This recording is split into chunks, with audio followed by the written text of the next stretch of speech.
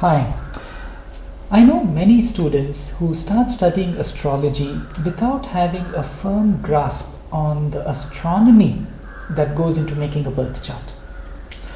I believe that knowing the basic astronomical concepts can make understanding a birth chart and interpreting it so much better.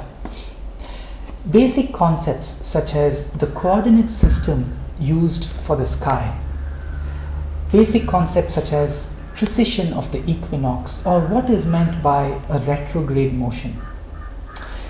This is what I attempt to explain in this program, the astronomy behind Vedic astrology. I have 11 hours of videos where I cover different concepts of astronomy that are fundamental for Vedic astrology. You can watch these videos at your own time. You can pause and start. You can reach out to me at any time for live sessions or over email if you have any questions, and I'll be happy to take you through this material that has become so important for me when I myself sit with a birth chart. Yeah.